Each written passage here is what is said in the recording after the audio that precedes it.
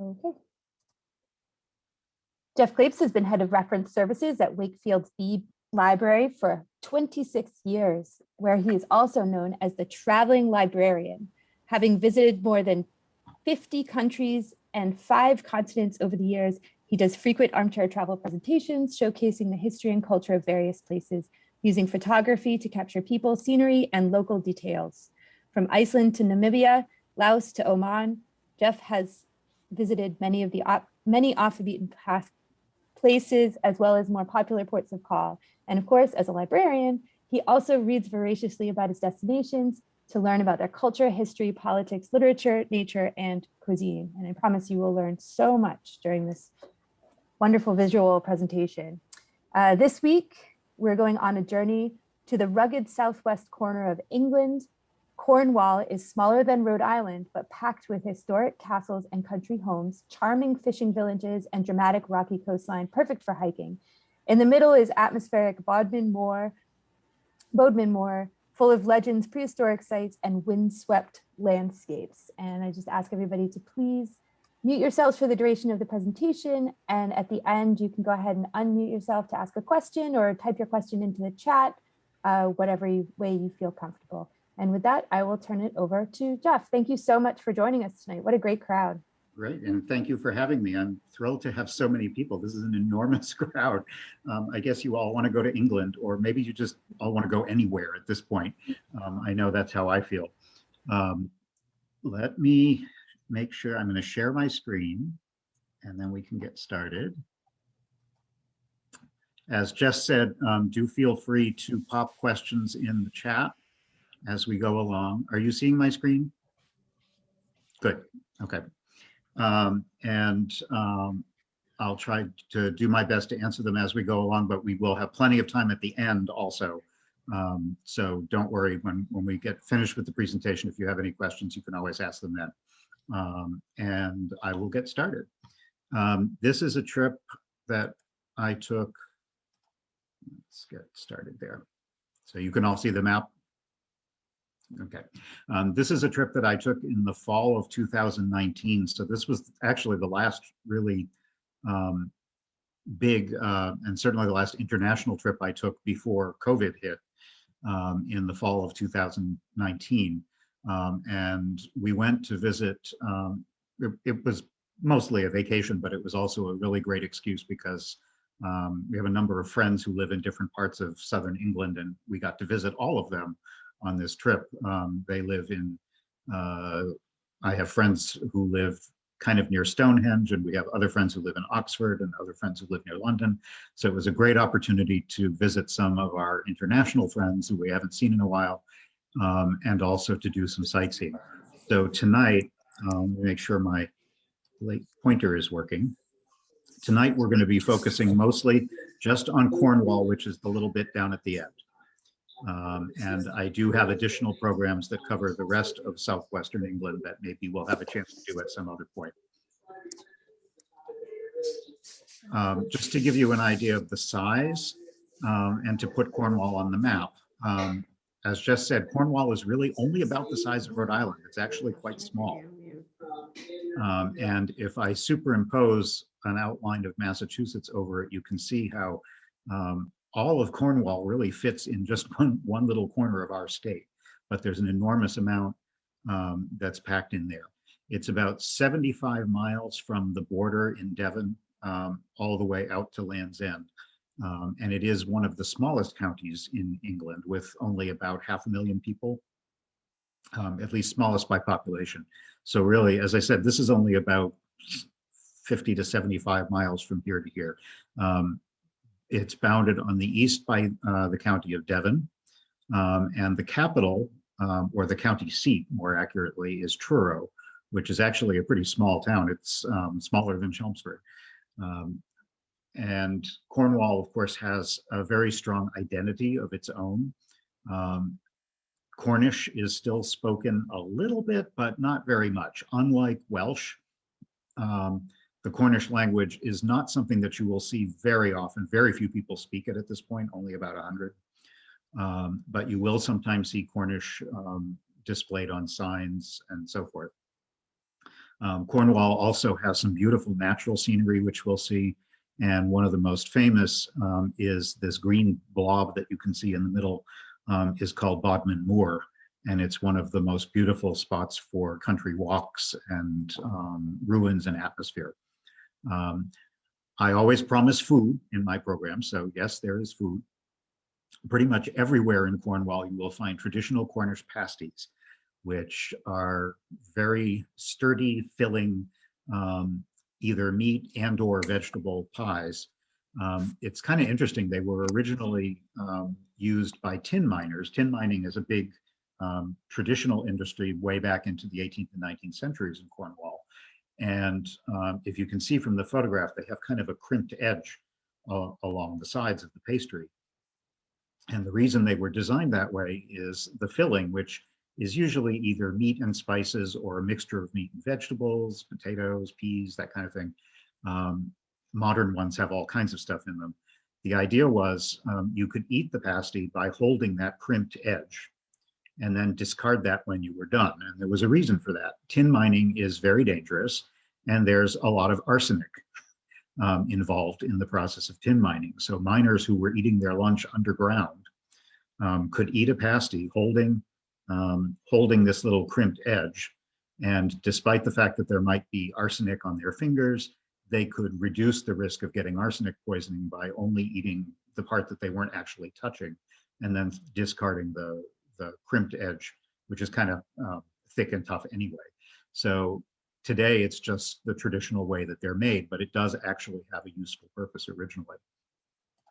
Another thing that you'll find everywhere is the traditional cream tea, which is even more famous in Devon, the next county over. That's where it kind of comes from originally. And it's served often in the late afternoon as a pick-me-up before dinner.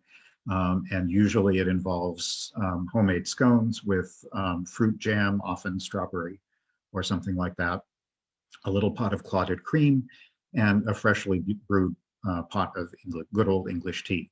The thing that I will point out that we learned while we're there is that depending on which side of the border you're on, determines how you eat them. In Cornwall, you put your jam on first, and then you put the clotted cream on top, and then you eat your scone.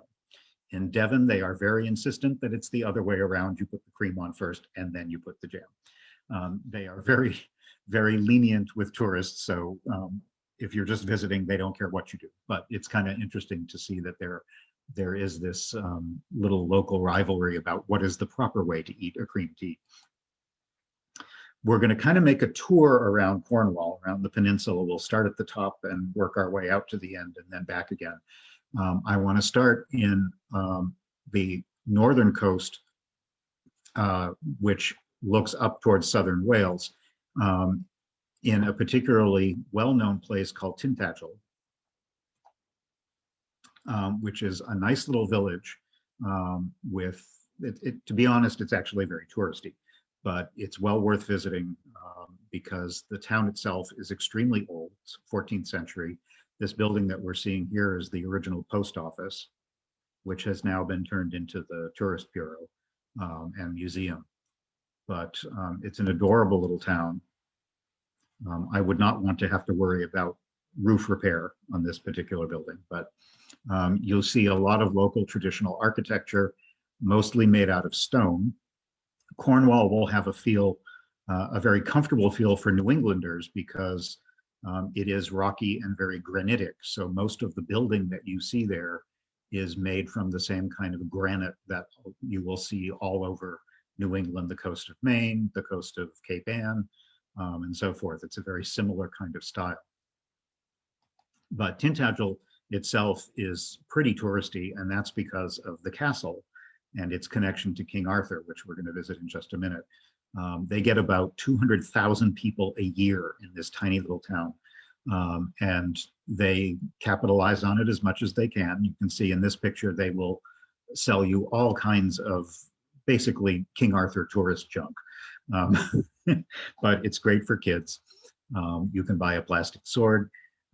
You can get all kinds of crystals and things related to Merlin and magic and so forth. But the big attraction, despite all of the tourism, is that the site is simply stunning. The views up and down the Cornish coast are incredible. It's a very bleak and rugged coastline. The building that you see way up on the top is a very old tourist structure. It's the Camelot Hotel that was built in 1899. The Victorian era was kind of when the site really started to become popular as a tourist destination. And so people would come out on the train from London and spend their days hiking up and down the coast, and then they could stay in a beautiful old Victorian hotel. Today, it's a very simple day trip, but we were lucky to be there on an absolutely gorgeous day. And the reason that you go there is to see this headland, which doesn't look like much. There was a castle here, and now there's very little left except ruins. But the reason it's so popular is because of the supposed connection with King Arthur and his legends. The original castle that exists and for which there are ruins probably dates to about the 13th century. And in fact, that castle was deliberately built to help reinforce the connection to Arthur, which was started by somebody named Geoffrey of Monmouth, who created and sort of popularized the myth that the legendary King Arthur was actually conceived in this location, in this castle. Arthur in general, those of you who know anything about him know that there probably was an actual real historical personage from whom the Arthur legends developed, but most of what we now know as Arthurian legend is mythological. And that hasn't stopped anybody from capitalizing on it if they can. And Tintagel has certainly done a very good job of that. So the real historical connection to anyone who is actually potentially a King Arthur personage is very, very tenuous at best. But that doesn't take away from the dramatic scenery. And you can hike all up and down the coast, explore the ruins, which are very well described. Even if this castle had nothing to do with Arthur, it is a fascinating example of a fortified setting from the Middle Ages. And you can see it's very high up over the ocean. And to get to it now, you used to have to go down this long set of steps, cross down below and climb a similar set of steps on the other side. And just a year and a half ago, in the summer of 2019, they opened this new steel footbridge, which was pretty controversial, you can imagine. But it has still nonetheless made it a lot more accessible, particularly for anybody with disabilities or little kids, strollers and so forth. And it is a remarkable piece of engineering. And once you get out onto the headland, you can explore pretty much anywhere you want to go. There are marked pathways, but there's nothing to prevent you from wandering around and exploring up and down the cliffs. You do have to be careful not to fall off. It is kind of precipitous in a few places. But there are lots of ruins to explore. And you can see how the original castle was sited on this headland for protection, because of course, back in the Middle Ages, there would have been no bridge to get back and forth, and it was very well protected.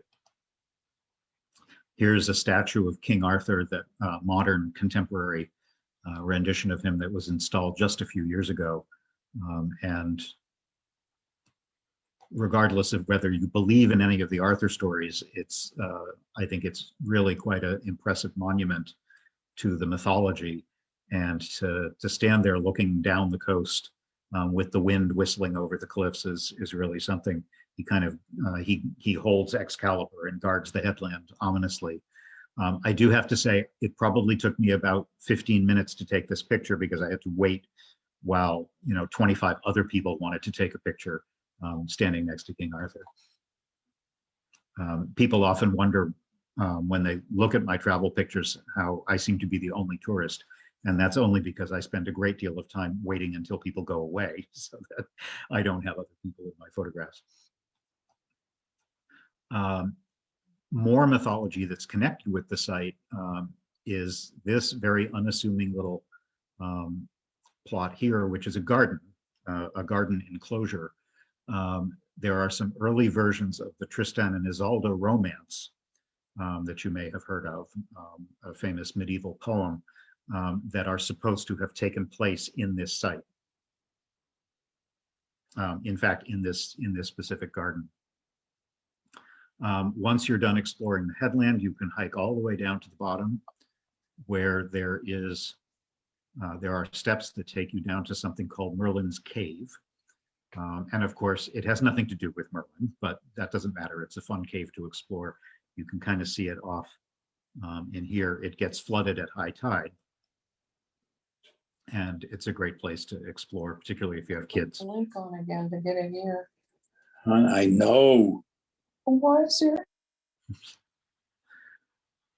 And as I said, it's a lovely place to hike, but you will definitely not be alone. This is looking up at the opposite cliff where there were huge crowds of people because of the lovely weather coming to see the view down the coastline. And Brits do love their dogs. No matter where you go in Britain, whether it's a restaurant, a shop, or a historic site, they will take their dogs with them. And as a dog person myself, I love that. Moving a little further west and actually going inland, we're going to go down towards the center of the highest part of Cornwall to Bodmin Moor, which is a roughly round area of parkland. It's about 80 square miles. And what we're looking at here is, it looks like this is pronounced rough, but it's not. It's actually pronounced Rowtor. Rowtor and the neighboring hill called Brown Willie are the two highest points in Cornwall. They're almost about the same height, roughly 1,400 feet, which isn't terribly high, but given how close it is to the coast and given the bleakness of the landscape, they seem a lot higher than they are. And the whole area of Bodmin is very wild, very windswept. It's been inhabited since Neolithic times. And in fact, we'll see a couple of Neolithic ruins in a minute. And there's a lot of untamed wildlife that wanders around the area, as well as livestock like sheep and cows and semi-wild horses and so forth. It's a great place for bird watching and country walks as well. But the really exciting part of strolling the moors, and particularly this corner of it, is that there are these fantastic rock formations. They look like something that might have been built by Neolithic Stonehenge-aged civilizations, but they are not. What you're seeing here are entirely natural formations. It's all granite. And the reason they're in these weird outcrop formations is because they've been weathered by the elements, primarily wind and water, over tens of thousands of years. And it's a great place for hiking because you can clamber over the rocks and see pretty much, you can actually see the ocean on both sides from this top if the weather is clear. It's a little hard to get a sense of the scale of these boulders, but they are really quite huge. I'll show you a person next to them in a minute. I'm not sure if any of you have read any Daphne Du Maurier. She's a famous British writer who spent much of her life in Cornwall, and many of her famous novels are set there, including Rebecca, which is certainly her most famous. I'm sure if you haven't read the book, you've seen one of the film versions. And another one of her famous novels is called Jamaica Inn, which is about smuggling in the 19th century in Cornwall. And if you've read it or seen the film versions, there's a very dramatic, melodramatic ending to the story, and it takes place right here on this particular location. And a couple of the film versions have actually filmed it in this spot.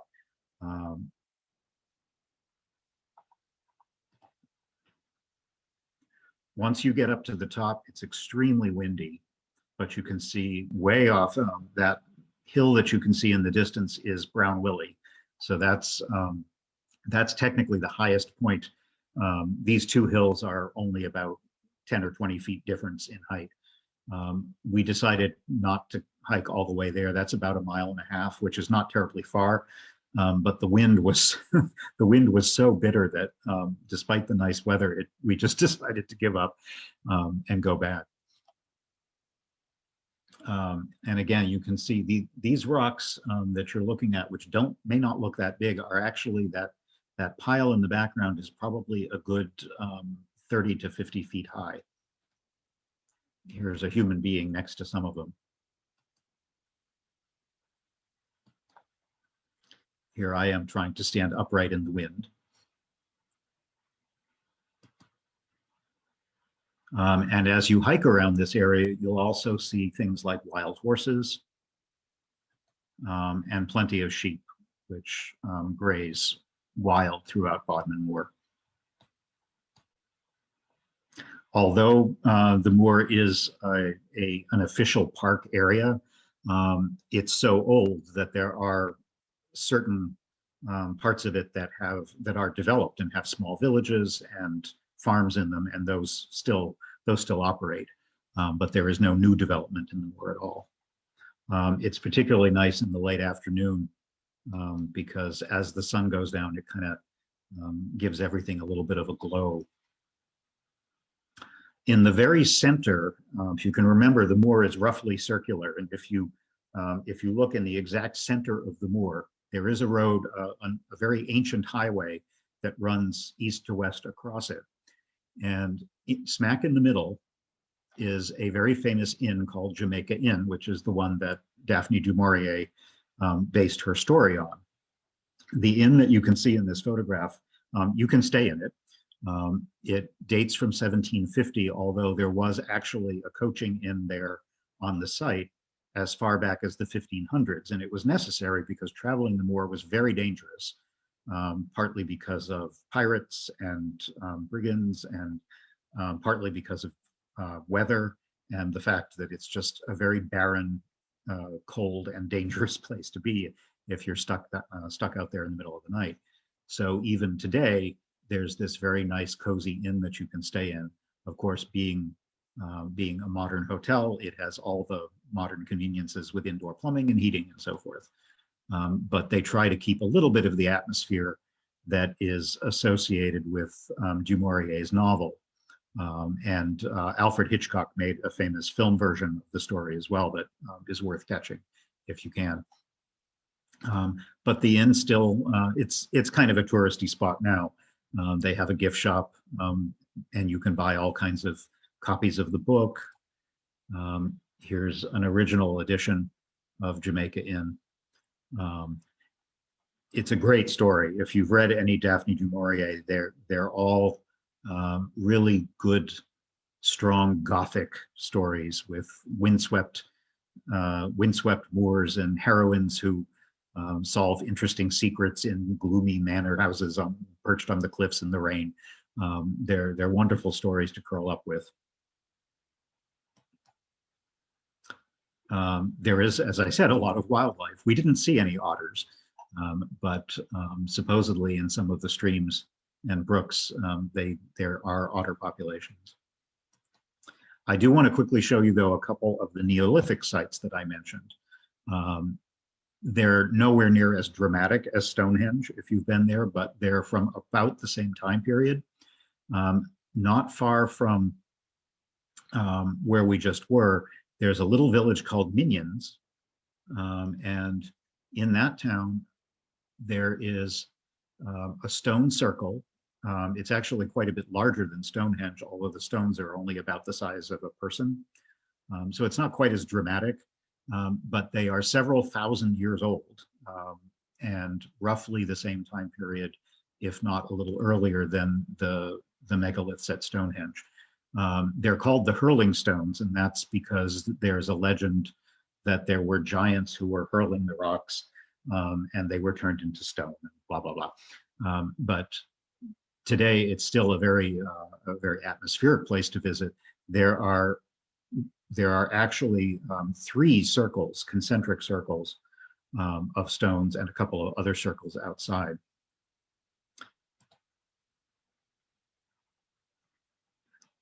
You can see we had a mix of weather while we were in Cornwall, including some torrential rain a little bit later. And that's, you can understand that that's why it's green. But as much as I don't like having to deal with weather like that while I'm traveling, I have to say, Cornwall looks beautiful in lousy weather. It's an atmospheric place, and it's part of what makes Cornwall Cornish. So even when it's cloudy and gloomy and foggy, there's something about that that still really makes it a beautiful place to be. Very close to this same site is another one called Trevorthy Coit, which is a tombstone, essentially, that would have originally been covered with earth.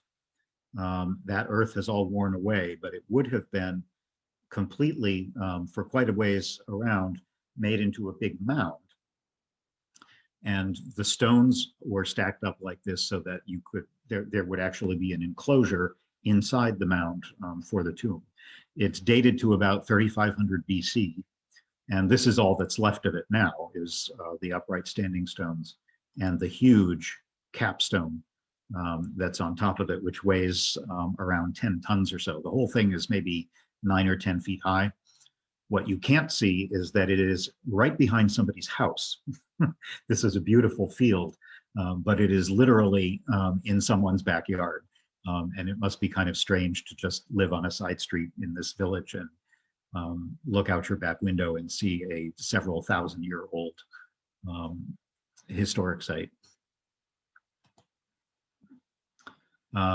There's more recent archaeology there as well. This is the remains of an old tin mine. Tin mining really isn't done much in Cornwall anymore, but right up through the late 19th century, it was a major industry there and a big part of the culture. And many of the towns that we're seeing along the way were connected to the industry either as places where the workers lived or where tin was exported from.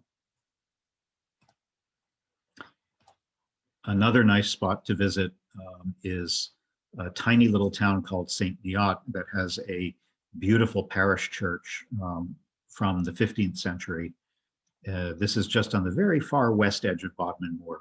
And it's a kind of unassuming little church, but it's particularly known for its very fine stained glass, which is very early and goes back to the original church in the 15th and 16th centuries. Many of the churches that you might visit have replacement glass that was added in later centuries. But for a tiny little parish church, it has just incredible medieval stained glass, still in very fine condition. But it's a beautiful site as well. One of the crosses that you can see in the graveyard was purportedly given by King Alfred, who visited the village in the late 800s. And supposedly he gave this cross to St. Neot when he was visiting the village. The cemetery is very, very pretty. Although I must admit, I feel bad for this poor person who was named Jonathan Crapp, or I'm sorry, Matthew Crapp. The inside of the church is also very beautiful too. It's kind of simple inside, but in addition to the spectacular stained glass, there's this carved oak rood screen, which is in unbelievable detail, and again, in superb condition. One of the oldest of the windows in the church is this one in the east end, which depicts the creation, the scene of the creation. And it's, of all the windows, it's the one that has been the least restored. So it's kind of incredible that without any restoration, it is still in such beautiful condition. And this is the ceiling to the little entryway. For a small parish church, the detail is really just incredible. Beautiful spot. The village itself doesn't have much to speak of other than a few houses and this general store. But there is a nice little walk that you can take just a couple hundred yards down from the church, along this pleasant little waterway that takes you to St. Neot's Miraculous Well, which is another of the many legends in Cornwall. St. Neot supposedly found this well, and it contained 3 fish. And the idea was that as long as he never took more than 1 fish per day, it would always replenish itself and continually supply the church with food. Of course, at some point, somebody took all the fish out, and now there aren't any fish left. But it makes a great legend, and it is a beautiful little walk through the scenery. It would not be a visit to England without seeing at least one fancy stately home. So we are going to visit Lanhydrock, which is the highlight of the region. It's probably the largest of the country houses in Cornwall, and it is part of the National Trust system in England. In fact, it's one of the largest houses anywhere in all of Southwest England. And for any of you who are fans of Downton Abbey, Lanhydrock is a great place to visit because a lot of it is from that time period, and the way the house is set up as a museum for visiting really highlights the differences between the upstairs and downstairs aspects of life in a country home. The name of the place refers to St. Hydrock, and the property originally goes back hundreds of years, but the current building mostly was built in the 1600s, and then they had a huge fire in the 1880s that destroyed one whole wing of the house, and they rebuilt in the late 19th century in the same style, but with a lot of more modern conveniences. So that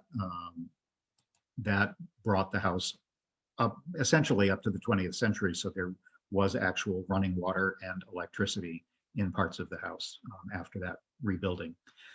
In addition to the house, there are beautiful gardens. There's several formal gardens and about 900 acres of parkland where you can go hiking and horseback riding and so forth.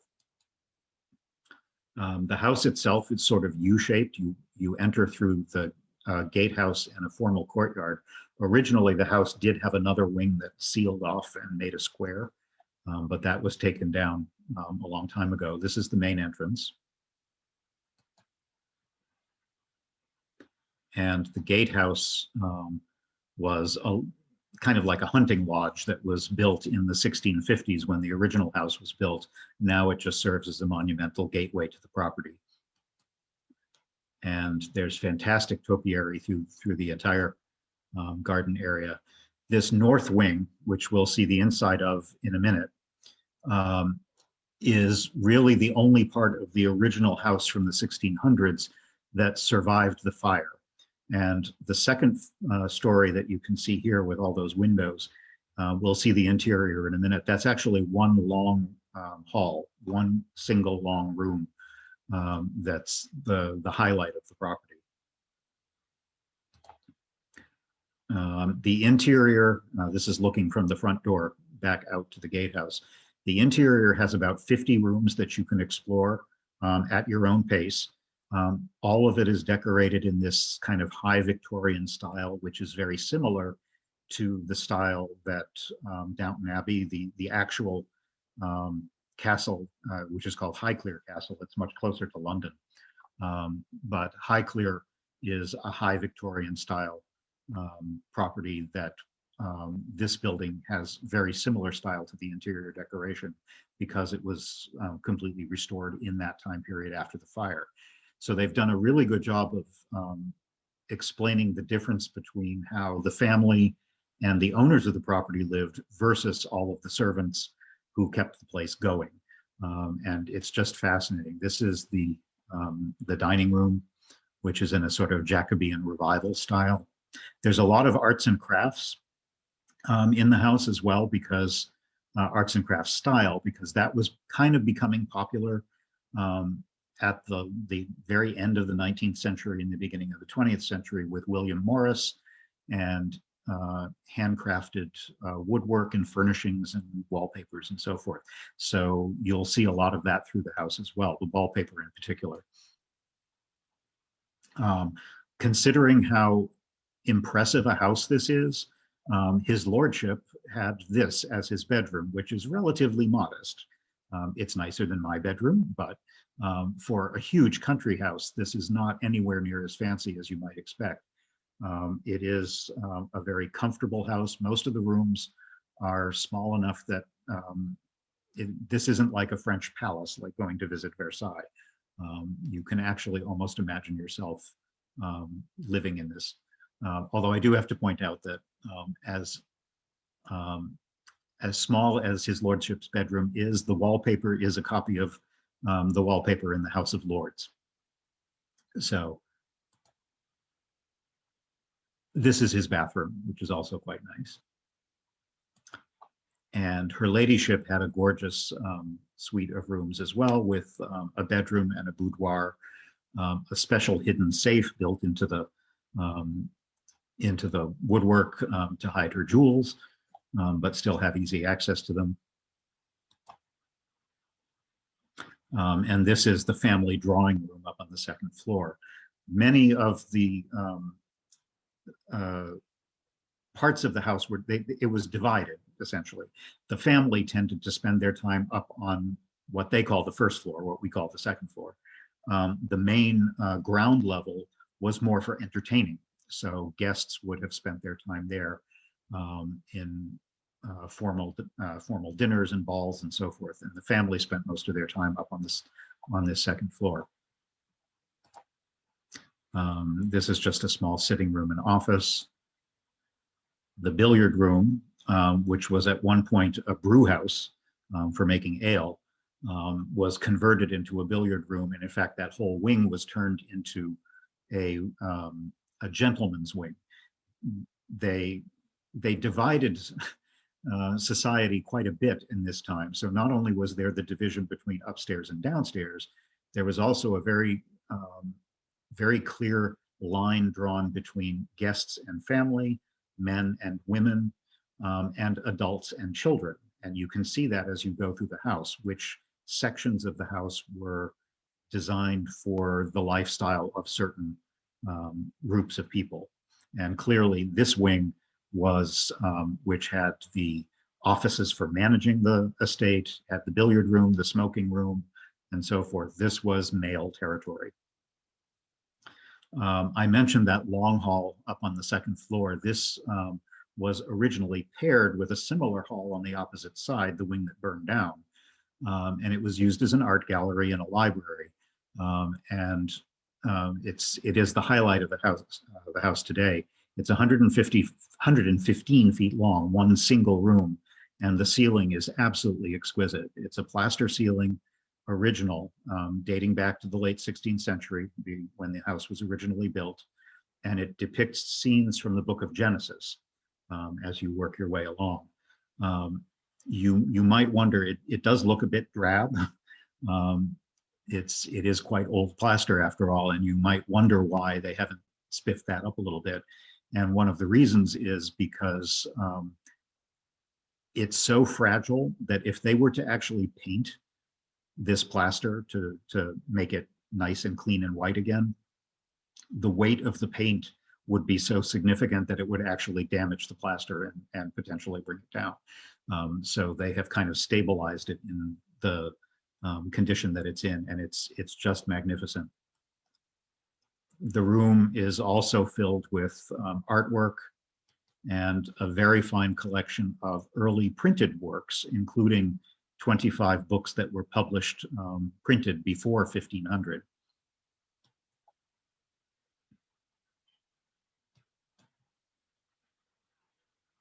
And then once you're through seeing all of the fantastic upstairs part of the house, the downstairs part is equally fascinating, if not more so. Note the William Morris style wallpaper here. It's a very good example of it. There are, I can't even imagine how many rooms downstairs. There are probably 15 rooms dedicated just to the kitchen. This is actually the main kitchen hall, which was kind of designed kind of in the style of an old college hall, like you'd see at Oxford or Cambridge. with a very high ceiling and the clear story windows. On the right is the meat larder. And you can tour the entire kitchen area with anywhere between, I want to say 15 and 20 rooms, each of which was specific to a certain function. There are pastry rooms, there are rooms for meat, there are rooms for vegetables, there are rooms for storage of cold foods, the washing of dishes, the storage of the silverware, you name it, goes on and on. And it really is fascinating. Again, if you've watched it Downton Abbey and enjoyed that sort of backstairs atmosphere, it's fun to actually go into a real house and see just how extensive that was. This is the rotary cooking spit where they could cook multiple large meats at the same time. Here's the dish drying room. There's a separate bakehouse and pastry room. It's really incredible. And then you can also tour the rest of the main house. Also, if you get into the upstairs rooms, up into the attic, you find the servants' quarters and the quarters for the nannies and governesses who took care of the children. This interesting little room up in one of the gables of the attic is a special storage room that was entirely devoted to traveling cases, just suitcases for when the family went places.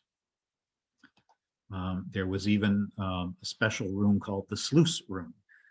These are exactly what they look like. These are bedpans. This room is actually on that upstairs floor where all the bedrooms are, and it has a drain so that the servants could actually just conveniently bring them down the corridor, empty them out the sluice, and they would be washed down into the laundry court in the back of the house. If you wander the area around the house, it's kind of interesting that such a grand and glorious house was not built on the top of a hill. It's actually kind of nestled down at the bottom. So you can climb the hill behind it, and it's a great view because it gives you a good idea of the massive scale of this property. All of the attics that you can see under these gables are full of the servants' quarters. And this whole wing on the right-hand side, which you can tour as part of the visit, is the nursery wing that had about 10 rooms that were just for the nannies and the children. And they spent most of their time in there without going into the rest of the house. I think this photograph alone has something like 16 chimneys. It's an absolutely massive property. In fact, it has its own church dedicated to St. Hydroch, which is about a century or so older than the house itself, but it's now attached to the house, and a number of members of the family are actually buried in the tombs in the church crypt. And there's 22 acres of formal gardens, topiary, there's a kitchen garden, and as I mentioned before, hundreds of acres of parkland.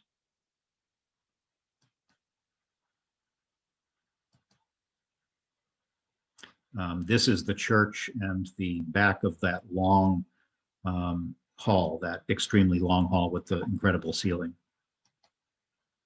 And that's the back of the house. It's surrounded by the most gorgeous countryside.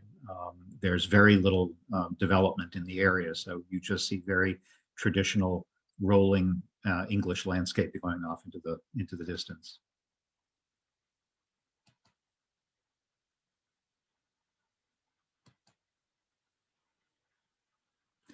Because it's such an old property, there's actually an awful lot of mature trees too. These are there are beeches and sycamores and that are hundreds and hundreds of years old.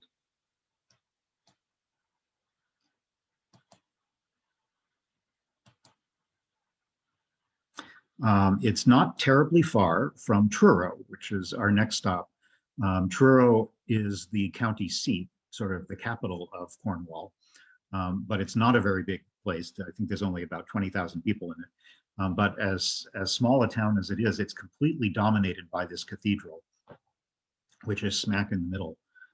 We treated ourselves and stayed in a country house hotel called the Alverton, which was built in 1830 as a manor house, like Lanhydrock, only smaller. But it was converted to a nunnery at one point. And then after World War II, it was converted into a hotel. So you can now stay there. It was surprisingly inexpensive and very luxurious. This was our room. And the view out of our room. In fact, this is the view from the bathroom. And I mentioned how much Brits love their dogs. We did not have any dogs with us, but if we did, they would have been happy to welcome them. They actually had special dishes for the dogs and a little welcome letter to tell you all about the services that they would offer for your dog while you were staying there. It was a nice place because it was just on the outskirts of Truro, about a 5-minute walk from the center of town. But it was fun to kind of stay in this medieval atmosphere. In addition to the hotel, it's a function hall. Now there is a chapel attached to it that has weddings, and this large building is a great hall that they use for conferences and wedding receptions and that sort of thing. But here is our bedroom right there. Usually when I travel, I tend to stay in much less fancy places than this, but they had a great internet deal, so we decided let's treat ourselves for a couple nights. And Truro turned out to be a very good location because it is right in the middle of Cornwall, of that part of Cornwall. So it's a good base because you can, in less than an hour or so, you can get to almost anything else that you want to see and come back to Truro in the evening. The cathedral, which you can see here, is huge and built in that traditional Gothic cathedral style, but it's not actually old. This is not from the Middle Ages. It was built in 1910, which explains why it doesn't look quite as crumbly as a real medieval cathedral. It's very straight edged, but it gives Truro the feel of a medieval cathedral town, like you'd see anywhere else in Europe. And in addition to that, there's a lot of very nice other buildings. Here's their public library.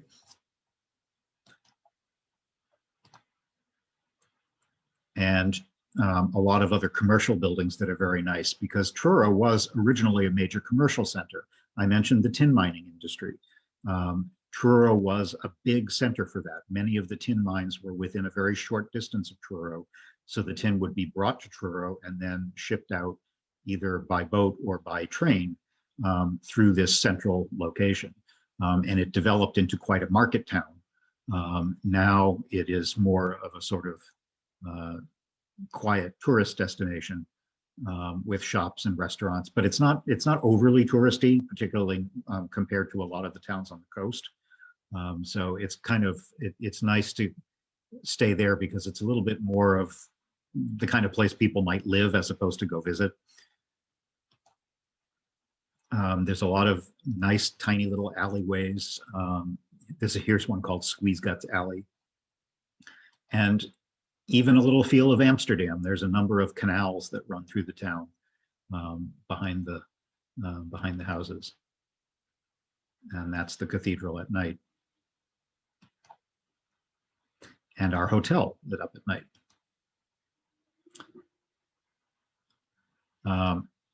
Very close to Truro, probably 45 minutes away, you can get down to the southern coast. This is where Cornwall is getting skinnier and skinnier as we work our way out. So you're never far from the ocean. And I'm sure you've heard of Land's End, which is the furthest west point as far as you can go. And I would have loved to go there, except it is very touristy, and it was torrentially raining the day that we were going to head there. So we decided, let's do something else. We decided to go to the southernmost point in England instead, and that's Lizard Point, which looks a lot like Land's End, but doesn't have anywhere near the number of tourists or gift shops. It's a great spot to visit and go hiking because of the rocky coastline. It's also home to this Lizard Point lifeboat station, which is very historic, but is actually still active. It's still in use. You can imagine this is a coastline that throughout history has had its share of shipwrecks. So there are lifeguard stations up and down the Cornish coast, even today, to keep an eye out for shipping problems. You can see the lighthouse up in the top corner of this photograph. If you like hiking, this is a great place to do it, partly because there's not a lot of up and down. So if you have problems with your knees or you don't want to go too far, English coastal walks are terrific because you can go only as far as you feel like. And you tend to be staying just at the top of the cliffs. So there's not a lot of elevation change if you have trouble going up and down mountains, but you still get incredible scenery. There's also really nice bird watching here, particularly seabirds, obviously. Some interesting plant life. I'm not sure what these were. They're a kind of little succulent that only grows a couple inches high, but they were brilliant orange. And then, of course, there's all kinds of seabirds that dive for fish off the coast. And land-based birds, too. These are magpies. You can pretty much walk around the entire coast of Great Britain, for the most part, hundreds and hundreds of miles if you want to, and some people do. But it's great because if you aren't that ambitious and you just want to take a walk for a couple of hours, there are countless places where you can stop, park your car, walk for an hour or so in either direction, and then come back and still see incredible scenery. But Britain has made a concerted effort to link all of those trails so that for anyone who is ambitious enough, you can actually make very long-term circuits that go all the way around the British Isles.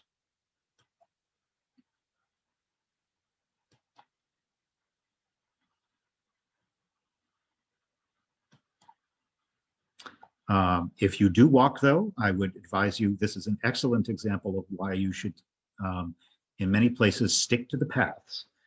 Because there's a lot of livestock and there are sheep and cows and they're very messy. So what you see in this photograph is exactly what you think it is. So it's you do have to watch your step. Working our way a little bit again towards the west, we're going to stop in another of the sort of no-miss sites in Cornwall, and that's in the big wide bay of Penzance. St. Michael's Mount is the counterpart to Mont Saint-Michel, which is a much bigger version in Normandy.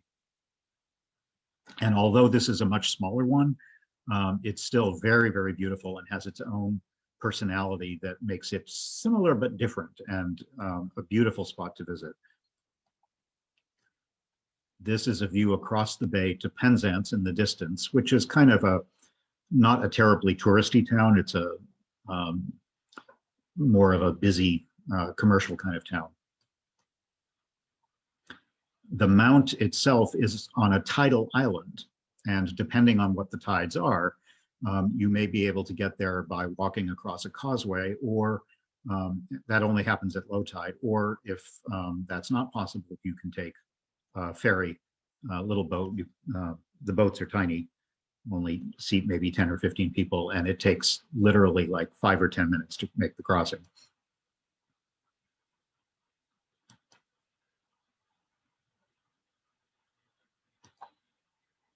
It has a very long history, going back to a monastery that was built there in the 8th century. Most of the castle and the chapel that you see today were built in the Middle Ages and then significantly rebuilt in the 19th century in a sort of romantic castle style. So it has a mix of different time periods. There's a tiny little port where the boat docks that has some shops and houses. At its height, a couple hundred years ago, there were about 220 people that lived on the island. Now there's almost nobody, but you can still see the village that serves as the port. This VR, I'm sure you can guess what that stands for. That's Queen Victoria, Victoria Regina, who visited the island in 1846. And when her delicate little Victorian foot stepped off the boat, they immortalized it with this bronze plaque. There's some nice views from when you get up to the castle, looking back to the mainland, to the small town of Marazion, which is, you can just see actually, I'm not sure how well you can see it, but there's right along here, you might see a sort of whitish line, slightly lighter color. That is the Causeway. And the tides here are significant enough that at low tide, that causeway is exposed and you can just walk out to the island in a few minutes from the pier. The whole castle has been redone in this very romantic style, mostly in the 19th century. But it's craggy and beautiful, and particularly for kids. If you grew up reading stories about castles and knights, and you become a kid again, and you can clamber all over the place. And like Lanhydrock, you can visit most of the interior of the castle at your own pace. And inside, this is the entrance to the main front and the Great Hall.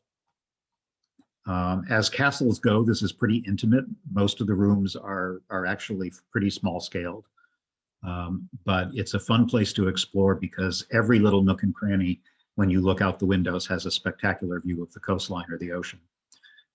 This is not part of the National Trust. This is actually still a privately owned property, still owned by the St. Aubin family, who have lived here since the 17th century. So this is still their house, and they still live in part of it at certain points of the year. It's surprisingly comfortable. But just every little room is beautiful. And there are gardens as well. It's not a terribly big island, but if the weather is nice, you can explore the terraced gardens that go all the way down to the rocky coastline. Because Cornwall is so influenced by the Gulf Stream, you will find a lot of the gardens in this part of the country have flourishing wild plants that you wouldn't expect in such a northern climate, because the Gulf Stream keeps this area relatively mild. In fact, you may occasionally run across palm trees in some of the coastal towns. You can explore all the outdoor terraces. It almost feels like you're on a ship because you're perched up on these ramparts high above the sea with the wind coming at you.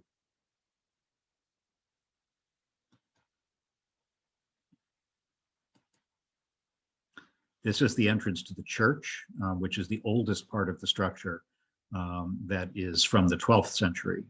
The castle was mostly built around the church, and the church is nestled in the middle of it now and still retains its original look. If you keep going a little further down the coast, think of Penzance Bay as a very wide, shallow bay with the mount is in the middle. Way over on the west side, beyond Penzance, is a tiny little town called Mousehole. It looks like Mousehole, but it's pronounced Mousehole. And it is the Rockport of Cornwall, one of many, actually. Another village, quaint fishing village with a very long history, but now it's just a pleasant little tourist spot with a charming little protected harbor, all in granite. As you can see, popular surfing destination and boating. But like most of the Cornish coastal villages, it has lots of little narrow streets with a very New England feel, all of this granite, sometimes whitewashed, as you can see in here. Mousehole is also the, supposedly the place where this unusual food was created. They have an annual festival every year, I think in the summer. And this is a food called Stargazy Pie, which is, it's a typical kind of British pie, like cockaliki pie and steak and kidney pudding and those kinds of things. But the fish are actually, their heads and tails stick out, and that's why they call it Stargazy Pie, because the fish can look up at you. I did not find a single restaurant that actually served it, and I did not find it in any store to buy. So I have a feeling it's one of those ancient traditions that is great for horrifying the tourists, but nobody actually eats it anymore, except for once a year when they do this big festival. Many of the towns along the Cornish coast, we're going to finish the program by going through a few of them. They don't necessarily have a lot to do. They have shops and some places where you can get some snacks and nice restaurants and cafes and so forth. But most of them are just pleasant little seaside towns where you can imagine spending a summer vacation and going to the beach, doing some boating, and strolling up and down the coastline. We're working our way back east now in our circuit. And another important parish church that I want to show you is called Gwenet, which is a tiny little village that has very little in it besides this church. It is considered one of the prettiest churches in all of southern England. And for a parish church, it's really quite something. The foundation is very old. Most of the church that you see now is from the 1600s. It's unusual for the area in that the bell tower is actually separate from the main body of the church, which is not very usual for England.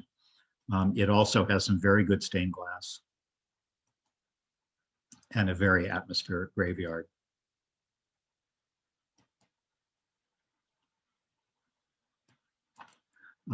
And right nearby is one of the biggest things to see in Cornwall. I would rank it up there with Lanhydrock and St. Michael's Mount. The Eden project worked out very well for us because it was a very rainy day, and this was a great activity to do indoors because it is one of England's finest gardens. If you're at all into gardening, and the British certainly love their gardens, it is one of Britain's best and most unusual botanical gardens. It's not far from the town of St. Austell, and just a few miles inland. And it was constructed only 20 years ago on the site of an abandoned clay pit. Clay mining was another one of the big industries that they had there in the 18th and 19th centuries. And this huge empty pit left over from the mining project turned out to be a perfect location to build these geodesic domes that they're much bigger than they look. They're in most cases a couple 100 feet high. They cover two major biomes. One is tropical and one is Mediterranean. There are acres and acres of outdoor gardens as well, but the architecture of the domes is a lot of fun in and of itself. And if you do have lousy weather, it's a great way to get a little bit of nature while staying dry. So one huge section of this is all Mediterranean plants with a sort of semi-dry but tropical climate. And then there's the really tropical domes that are very wet, very humid. If you've been to places like Kew Gardens, just outside of London, this is certainly equals it in terms of the research that they're doing and the amazing collection of plants. But it's completely modern instead of being Victorian. And because it's so huge, the trees can be full size. They have really extensive plantings. You can actually climb across the catwalks across the top to get an amazing view. And in addition to the exhibition of the plants, they also have a huge environmental education center that has exhibits about plant life and ecology, and an art museum that is all art inspired by plant life in some way. This unusual thing that we're looking at here is actually a stone sculpture. It's one single giant stone sculpture that evokes a seed or pollen, and it's about 20 feet high. There's also this fascinating art installation that I want to say this is probably 30 feet high. I mean, you can see how big this room is. And it's a big ceramic sculpture that is supposed to, according to the artist, is supposed to recall the early cyanobacteria that in the earliest history of life developing on Earth, those are the creatures that began to produce oxygen 3 billion years ago, and gradually led to plants and multicelled organisms and so forth. So what it does is it just, every once in a while, these little holes that are pinpricked all over it occasionally puff out perfumed steam in little smoke rings that have a smell that is supposed to recall what the artist thinks that the early atmosphere would have smelled like. So it's a kind of weird thing, but the kids love it. And so do the adults. It's just fun to watch. But the gardens and exhibits themselves are really extensive and very informative. The amount of detail that they've gone into to explain where the different plants come from, how they grow, what they're used for, is really extremely well done. There's a little bit of wildlife, mostly just some birds and insects running around in the undergrowth. But if you are at all interested in plants or gardens, do not miss it. And if you're lucky enough to be there on a good weather day, you can be outdoors as well as indoors. There are plans, from what I understand, to build a second version of this in the north of England, way up on the coast in Lancashire. But I haven't heard anything lately about whether that project is moving along. I imagine that's a few years into the future. Heading back towards to the south coast, I just found this an amusing sign. There are parts of England that are very official and they follow rules, and then there are other parts where it's just very relaxed. If you want to go to this particular spot to see the beach, you can drop your 50p in the milk churn by the farmhouse on the way, and it's all honor system.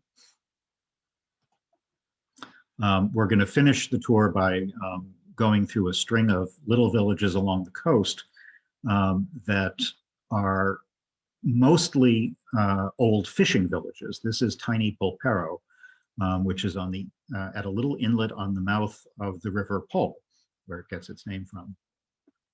It's a quaint fishing village that started in the 1200s. Much of this coast, we're now again on the southern coast, looking out at the English Channel. This whole stretch of coast for centuries was known for smuggling as well as fishing. So pilchards were the big fish that was harvested. And even today, that still happens to some degree. It's kind of herring. So pilchard fishing and pilchard processing, once they were brought back to shore, was a big industry and part of the economy there, but also smuggling, which is where Daphne Du Maurier got a lot of her plot lines for the novels that she wrote here in the 30s and 40s. Now, most of these little towns are swamped with tourists in the summer, but for the rest of the year, we were there in the fall, September and October. It quiets down considerably. The weather is still reasonably pleasant, but you won't get the crowds that you do in the summer. And there's a lot of narrow little streets that just wend their way down past the whitewashed houses. And eventually you get to the little harbor. We were there at low tide. This is kind of an amusing picture because you can see all of the boats have stuck themselves into the mud flats with their keels, just waiting for high tide to come back up again. It's a charming village and a great place to stop and get a cream tea or a Cornish pasty, and then do some walking along the coast.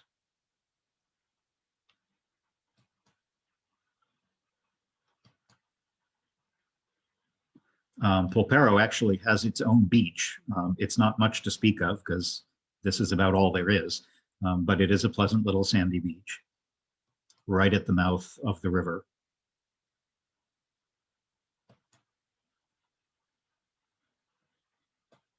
And a little further on, even an even older town, this is a 7th century village, where the River Foy comes out into a much wider estuary than in the previous village. This is a slightly larger town, but its history parallels Popero, the same kind of thing: boat building, fishing, pilchards again, smuggling, and so forth. There's a parish church and an interesting, quirky old mansion there.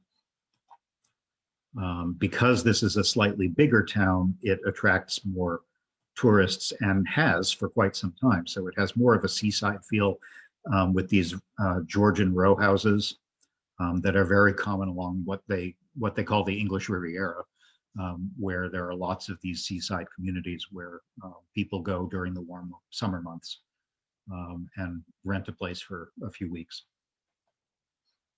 This is actually the river mouth. You can see how wide it is. Polruan is the town on the opposite side, and it's completely filled with boats.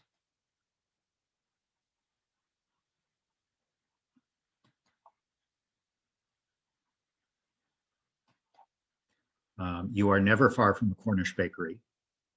We discovered that almost every block in any one of these towns, you can get a pasty.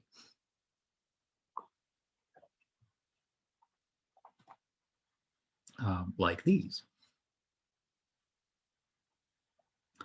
Pasties, because they're so traditional, they do have a certain, there are certain traditional ingredients that go into them, but of course nowadays you can get tikka masala and all kinds of interesting vegetarian ones and different kinds. The next village along this stretch is called Loo. Actually, I should say it's the Loos, because there's East and West Loo on either side of the River Loo. It's another little whitewashed town with hilly streets, very similar. I feel kind of like Loo is missing out on some tourist publicity, because of course Loo is also the word, a British slang word for toilet, and I feel like they really need to have the Loos in Loo and so forth. But probably they're tired of hearing that joke over and over again, so they don't seem to do much with that. There are a lot of shops, a lot of pubs, and a very nice harbor. You can see East Loo across. The friends we have who live in not far from Salisbury are very typical British vacationers. They have their own camper van. And so in vacation time, they just drive around and find campsites and spend time exploring the British Isles. And they have often gone to Loo. They love it there because there's so much to do, and it's close to the ocean, and there's a really nice beach. And again, very convenient access to all of the coastal walks.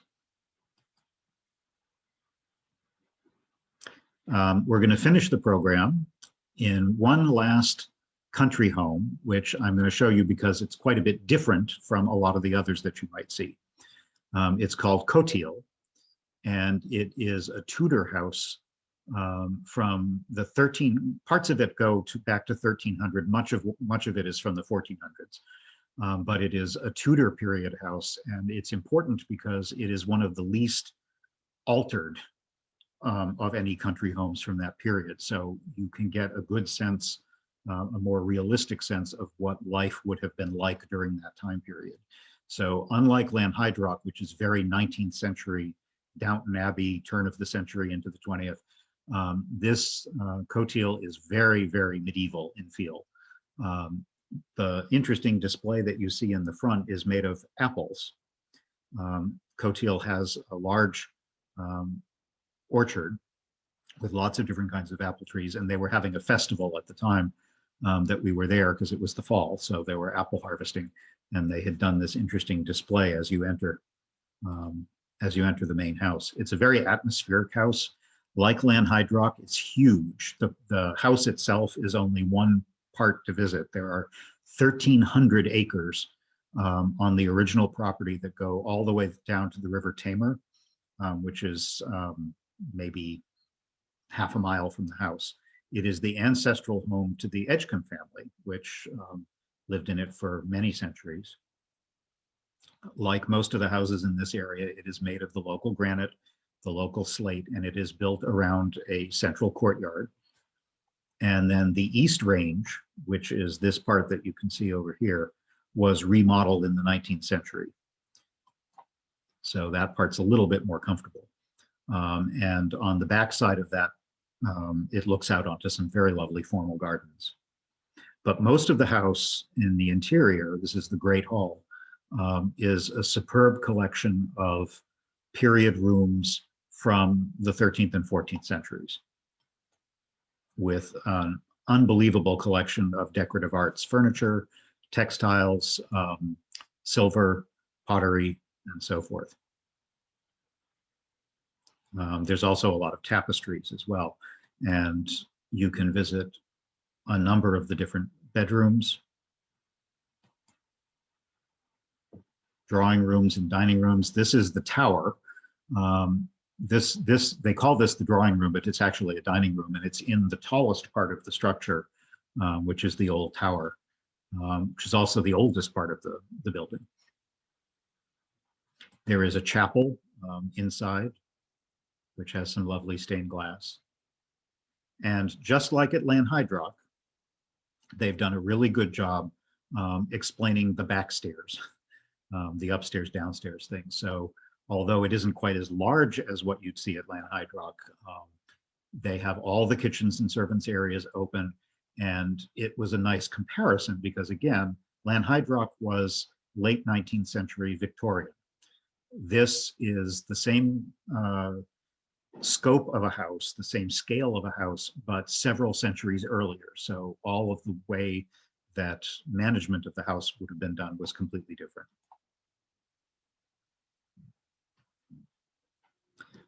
But like Lanhydrock, for some reason, instead of being built on a hill, it's nestled in this little copse underneath a slope, and it has a very haunted feel, particularly on a gray day.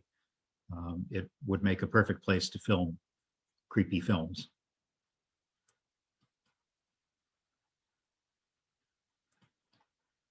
You can see this is that tower that I mentioned, which is the tallest and oldest part of the property. A nice part of the tour of Coteil is that there's very little natural light, which has its pros and cons. The disadvantage is that it makes it harder to see some stuff, but it gives you a better feel of what the lighting levels would have been like. They are really trying to make it seem not like a museum, but more like what it really would have been like at that time. And beautiful gardens, kitchen gardens and formal gardens.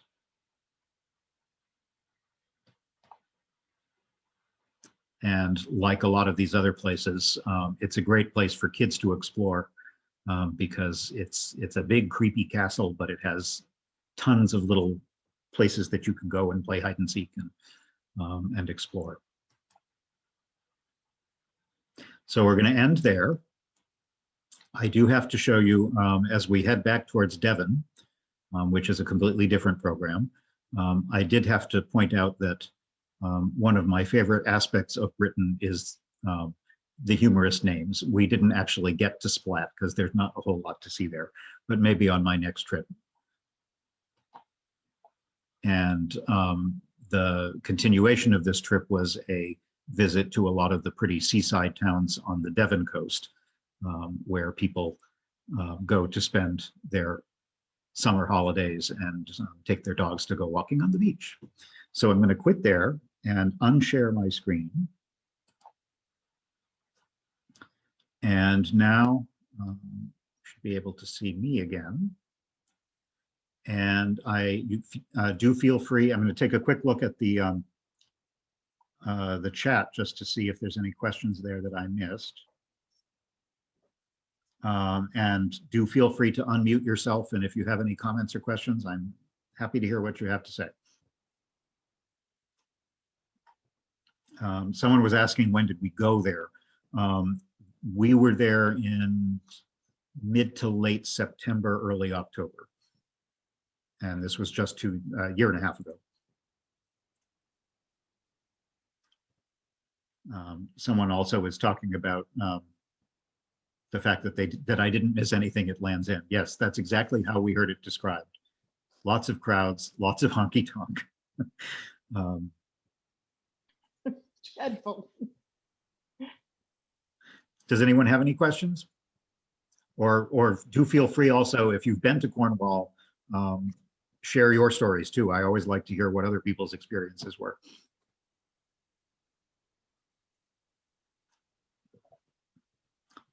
Other good fiction recommendations. I'd have to think about that. Pretty much anything Daphne Du Maurier, certainly.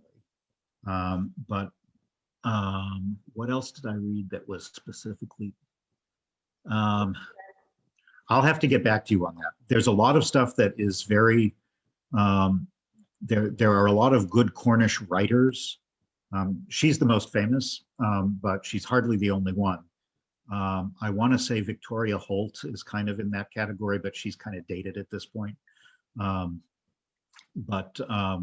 to either email me or talk to your local librarians in Chelmsford, and they can definitely find you some good writings about Cornwall. Yeah, we have a big British literature fan on our staff, so definitely Good. send us a message. Someone was mentioning also the bridge in Tintagel, which was opened only about a month or two after we arrived. I did not actually, I'm not great with heights, but I have to admit the bridge didn't bother me at all. So it's very sturdy. It doesn't sway at all. It's a very solid bridge. And yes, we did travel by rental car. Britain has a pretty good public transit system, but to get to a lot of the places that we saw tonight, you would either need your own car or you would need an enormous amount of time to be able to take buses and trains. The train system does go all the way out, certainly out to Truro and I think beyond. I think it goes as far as Penzance.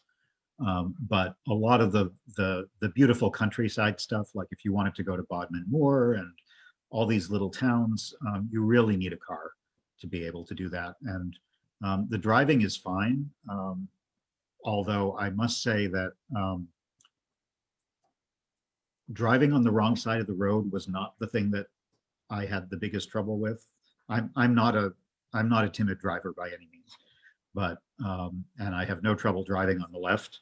But there are a lot of parts of rural Britain where the roads are extremely narrow, and by narrow I mean they actually cut little. They cut the shrubbery because it's so close to the road, so that there's room for your rear view mirror as you're going by. So there are places like that where if you're not used to that kind of driving, or even if you are, and there's people coming, locals coming the other direction who are familiar with the roads, it can be a little stressful, particularly if you're doing that while being on the opposite side of the road at the same time. But the larger roads and certainly the highways, it's no problem at all. It's delightful to explore the countryside and just go wherever you want. Someone says rent the smallest car you can get. Yes, absolutely. Mhm. We were very pleased. We always do that anyway, just because they get better mileage and we like tiny cars. But ours was really skinny, and that's what you want. Did I miss any questions? I don't think No, I so. don't think so. I think someone else was asking about the travel presentations, other travel presentations you have. I have lots of travel presentations. If you, I expect to be doing some more with the Chelmsford Library as we go through this year. Yep. But I also do them at the Wakefield Library roughly once a month. So particularly with Zoom, since everything's on Zoom now, it's just as easy for you to sign up and attend a program at the Wakefield Library as anywhere else. So feel free to check our calendar and participate in any of those programs. I also, if you know anyone who wanted to come tonight and couldn't, I have this program recorded. I believe Jess also recorded it for you guys, but I have a recording on the Wakefield Library's YouTube channel. I have a number of my travel programs pre-recorded there that you can just watch at your convenience, and I'm adding to that over time. That's great. Thank you. I forget, Jess, do we actually have another date already scheduled or not yet? We do have a date for April. I think we're still trying to finalize the actual topic. You were saying possibly Norway. Norway, yeah. Norway was the next one that was the next most popular choice among all of the options you have. But I'm going to, yes, let's do Norway. Okay. We'll plan on Norway. Okay, it's April 7th at 7 p.m. it looks like. I did just see one last question about the libraries. I go to libraries everywhere I go if I can. If you're a librarian, you just do that.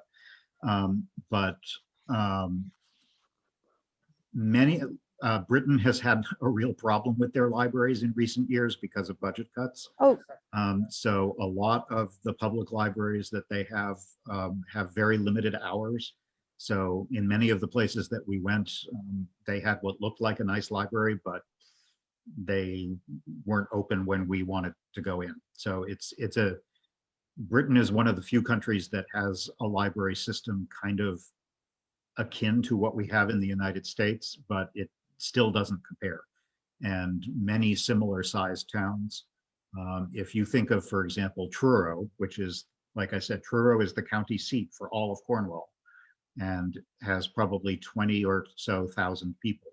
Their library had very limited hours. It was a beautiful old building, but we never were able to go in. And compared to the libraries around here, where in the Boston area, every single town, even a town with only, like Boxford or Newbury, they all have their own little library. That's not true in Britain to the same degree that it is here. But in general, yes, if there is an open library, I visit it because that's what I do. So thank you all for coming, and I guess I'll see you first week of April, and we'll go to Norway. Thank you so much, Jeff, for another wonderful presentation. Thanks a lot. Good night, everyone. Good night, everyone. Thank you. Well, I am. Thank you. disappointed Thank you. that- You ready? Yeah, I was looking for what I was. Go. Oh, get off.